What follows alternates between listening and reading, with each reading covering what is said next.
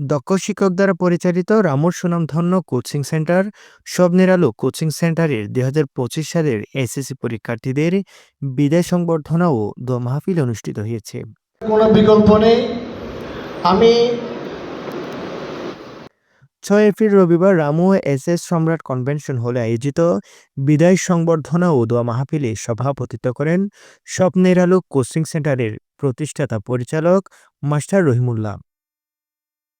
Coaching সেন্টারের শিক্ষক তামিমুল ইসলাম এবং আব্দুল কাদেরের সঞ্চালনায় বক্তব্য রাখেন ব্রিকফিল্ড মালিক সমিতির সভাপতি আলহাস আব্দুল গফুর কোম্পানি, এসএস সম্রাট কনভেনশন হলের স্বত্বাধিকারী আলহাস রফিক কোম্পানি, দৈনিক কালের কণ্ঠের রামু প্রতিনিধি সাংবাদিক শওকত ইসলাম, শিকদারপাড়া কেন্দ্রীয় জামে মসজিদের খতিব মাওলানা আব্বাস উদ্দিন রব্বানী, সূর্যের হাসি যুব সংঘের সভাপতি নুরুল হক বুলবুল, কক্সেন এক্সপ্রেসের সম্মানিত সাধারণ সম্পাদক রবিউল করিম আকাশ। এই সময় অতিথিরা শিক্ষার্থীদের উদ্দেশ্যে বিভিন্ন দিক নির্দেশনামূলক বক্তব্য দেন।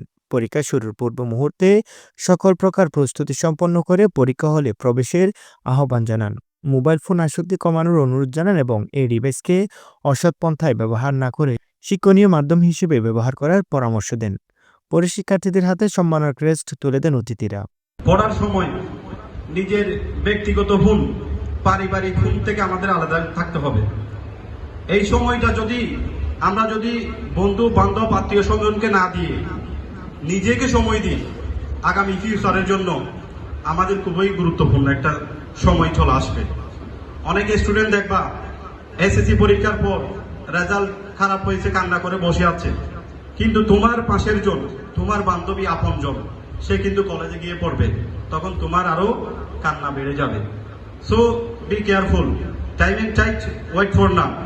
সময় স্রোত কারোর জন্য অপেক্ষা করে না। নিউজ ডেস্ক, রামু খবর 24।